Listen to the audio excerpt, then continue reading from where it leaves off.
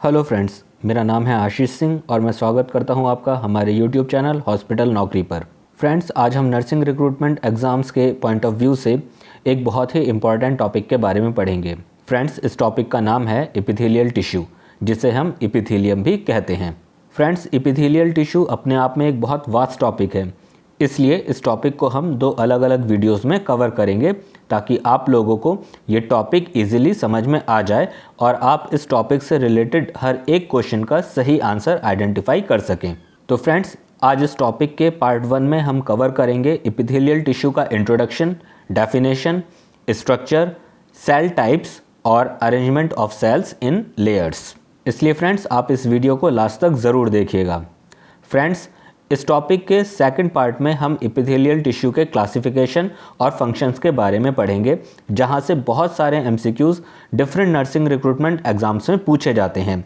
इसलिए फ्रेंड्स, इस टॉपिक के सेकंड पार्ट में हम बहुत सारे ऐसे एमसीक्यूज़ को भी सॉल्व करेंगे जो ऑलरेडी बहुत से नर्सिंग रिक्रूटमेंट एग्जाम्स में ऑलरेडी पूछे जा चुके हैं। सो फ्रेंड्स, आप उस वीडियो को भी ज़रूर देखिएगा। लेकिन अगर आपने अभी तक हमारे यूट्यूब चैनल को सब्सक्राइब नहीं किया है तो फ़ौरन हमारे YouTube चैनल हॉस्पिटल नौकरी को सब्सक्राइब कर लीजिए और साथ ही बेल आइकन को भी प्रेस कर दीजिए। और आइए फ्रेंड्स, अब शुरू करते हैं आज का टॉपिक, जो कि है एपिथेलियल टिश्यू पार्ट 1। तो फ्रेंड्स, अगर हम वर्ड एपिथेलियम की बात करें तो एपिथेलियम ग्रीक लैंग्वेज के वर्ड्स इपी और थीली से मिलकर बना है।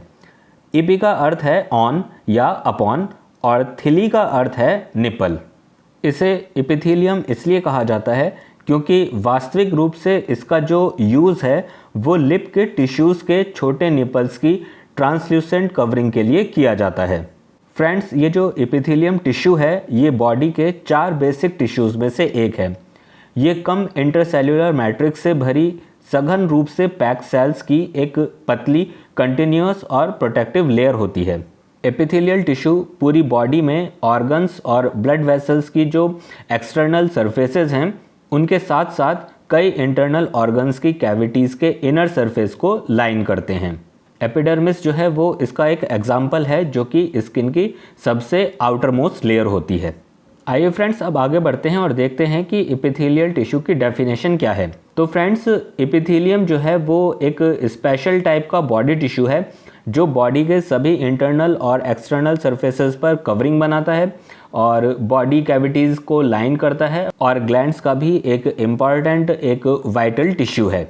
आइए फ्रेंड्स, अब आगे बढ़ते हैं एपिथेलियल टिश्यू की स्ट्रक्चर की तरफ।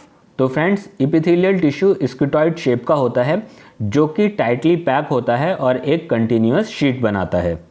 इसमें ऑलमोस्ट ना के बराबर इंटरसेल्यूलर स्पेसेस होते हैं। सभी एपिथेलियल टिश्यूज़ आमतौर पर एक extra cellular fibrous basement membrane के थ्रू अंडरलाइंग टिश्यूज से सेपरेट होते हैं। एपिथेलियल सेल्स के जो डिफरेंट सरफेसेस होते हैं वो यूजुअली स्ट्रक्चर में डिफरेंट होते हैं और एक स्पेसिफिक फंक्शन करते हैं। एक एपिथेलियल सेल का जो एपिकल सरफेस है वो बॉडी सरफेस, एक बॉडी कैविटी, एक इंटरनल ऑर्गन के ल्यूमेन या फिर ट्यूब्यूलर डक्ट जो सेल सिक्रीशन रिसीव करती है उसको फेस करता है। एपिकल सरफेस में सीलिया या माइक्रोविलाई प्रेजेंट हो सकते हैं। एक एपिथेलियल सेल के लेटरल सरफेसेस दोनों ओर से एडजेसेंट सेल से जुड़े होते हैं, जिनके बीच में tight junction, adherence junction, desmosomes और गैप जंक्शंस हो सकते हैं। एपिथेलियल सेल्स में जो बेसल सरफेस होता है वो एपिकल सरफेस के बिल्कुल अपोजिट होता है। एपिथेलियल सेल्स के बेसल सरफेस के सबसे नीचे वाली लेयर जो है वो एक्स्ट्रा सेल्यूलर मटेरियल से जुड़ी होती है, जैसे कि बेसमेंट मेम्ब्रेन, और ये बेसल सरफेस के सबसे नीचे की लेयर बेसमेंट मेम्ब्रेन से हेमिडेस्मोसोम्स के थ्रू जुड़ी हुई होती है, जो कि एक टाइप का सेल जंक्शन है।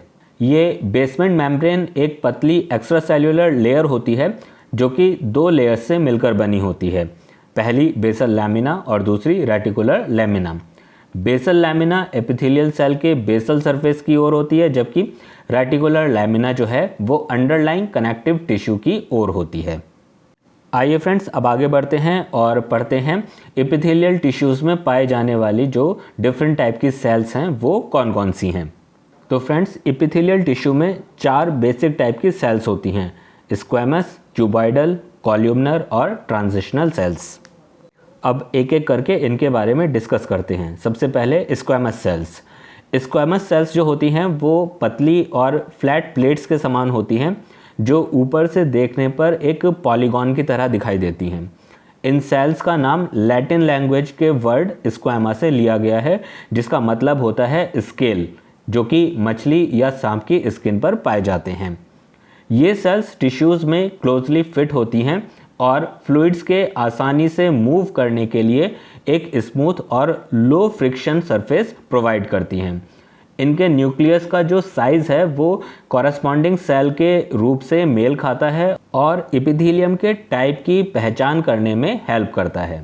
सेल के थिन और फ्लैट फॉर्म की वजह से स्क्वैमस सेल्स में हॉरिजॉन्टली चपटा और लगभग ओवल शेप का न्यूक्लियस होता है। अब आगे बढ़ते हैं क्यूबॉइडल सेल्स की तरफ। क्यूबॉइडल एपिथेलियल सेल्स का जो शेप है वो एक क्यूब के जैसा होता है और ये क्रॉस सेक्शन में स्क्वायर शेप में दिखाई देती हैं। इन सेल्स का जो न्यूक्लियस है वो बड़ा और स्फेरिकल होता है और सेल्स के सेंटर में लोकेटेड होता है। क्यूबॉइडल सेल्स जो होती हैं वो प्रोटेक्शन प्रोवाइड करती हैं और ल्यूमेन के अंदर और बाहर मटेरियल्स को पंप करने में एक्टिव हो सकती हैं या उनकी लोकेशन और स्पेसिफिसिटी के बेसिस पर पैसिव हो सकती हैं। आइए अब आगे बढ़ते हैं नेक्स्ट सेल टाइप की तरफ। नेक्स्ट सेल टाइप है columnar epithelial cells. Columnar epithelial cells लंबी और कॉलम के शेप की होती हैं और उनकी जो लंबाई है वो उनकी चौड़ाई की कम से कम 4 गुना होती है। इनके न्यूक्लियस लंबे होते हैं और आमतौर पर सेल्स के बेस के पास लोकेटेड होते हैं। ये सेल्स सीलिएटेड और नॉन सीलिएटेड दोनों टाइप की हो सकती हैं। Non ciliated columnar epithelial cells जो हैं वो एब्जॉर्प्शन का काम करती हैं। कॉल्यूमनर एपिथेलियम जो है वो स्टमक और इंटेस्टाइन्स की लेयर बनाते हैं। यहाँ पर सेल्स में एब्जॉर्प्शन के लिए सरफेस एरिया को मैक्सिमाइज करने के लिए माइक्रोविलाई हो सकते हैं और ये माइक्रोविलाई जो होते हैं वो ब्रश बॉर्डर बना सकते हैं। म्यूकोसिलियरी क्लियरेंस के फंक्शन में म्यूकस को मूव करने के लिए और अदर टाइप की सेल्स जो हैं वो सीलिएटेड हो सकती हैं और कुछ दूसरी ciliated cells fallopian tubes, uterus और स्पाइनल कॉर्ड के सेंट्रल कैनाल में पाई जाती हैं। कुछ कॉल्यूमनर सेल्स जो हैं वो सेंसरी रिसेप्शन के लिए स्पेशलाइज होती हैं, जैसे कि नाक, कान और टेस्ट बड्स में। इनमें कुछ स्पेशल टाइप की सेल्स भी होती हैं जिनको गॉबलेट सेल्स कहा जाता है। ये सेल्स मॉडिफाइड कॉल्यूमनर सेल्स होती हैं जो डुओडेनम की कॉल्यूमनर एपिथेलियल सेल्स के बीच में पाई जाती हैं। ये गॉबलेट सेल्स म्यूकस सिक्रीट करती हैं जो कि लुब्रिकेंट की तरह काम करता है। फ्रेंड्स, एपिथेलियल टिश्यू में जो फोर्थ टाइप की सेल्स हैं वो हैं ट्रांजिशनल सेल्स। ट्रांजिशनल सेल्स जो होती हैं वो बहुत ही ज़्यादा स्पेशलाइज्ड सेल्स होती हैं क्योंकि ट्रांजिशनल सेल्स स्क्वैमस से क्यूबॉइडल तक और वापस क्यूबॉइडल से स्क्वैमस तक शेप को चेंज कर सकती हैं, जैसे कि यूरिनरी ब्लैडर जैसे ऑर्गन्स जो कि शेप में फैलते हैं और फिर छोटे हो जाते हैं। आइए फ्रेंड्स, अब आगे बढ़ते हैं और पढ़ते हैं एपिथेलियल टिश्यू में सेल्स का जो अरेंजमेंट है डिफरेंट लेयर्स में वो किस तरीके से होता है। तो इसमें फंक्शन के बेसिस पर सेल्स को एक या एक से ज़्यादा लेयर्स में अरेंज किया जाता है। इसमें जो पहला अरेंजमेंट है वो है simple epithelium. Simple epithelium cells की एक सिंगल लेयर है जो डिफ्यूज़न, ऑस्मोसिस, फिल्ट्रेशन, सिक्रीशन या फिर एब्जॉर्प्शन का काम करती है। म्यूकस, स्वेट या एंजाइम्स जैसे सब्सटेंसेस जो हैं उनके प्रोडक्शन और रिलीज़ को सिक्रीशन कहा जाता है। फ्लूइड या दूसरे सब्सटेंसेस के इनटेक को एब्जॉर्प्शन कहा जाता है, जैसे कि इंटेस्टाइनल ट्रैक्ट में डाइजेस्टेड फूड का एब्जॉर्प्शन। फ्रेंड्स, दूसरे टाइप का जो अरेंजमेंट है वो है स्यूडो स्ट्रैटिफाइड एपिथेलियम। स्यूडो का मतलब होता है false. Friends, pseudo stratified epithelium देखने में ऐसा लगता है जैसे कि इसमें सेल्स की बहुत सारी लेयर्स हैं, क्योंकि इन सेल्स में न्यूक्लियस केवल एक लेवल पर ना होकर अलग अलग लेवल्स पर होते हैं और इसमें सभी सेल्स एपिकल सरफेस तक नहीं पहुंच पाती।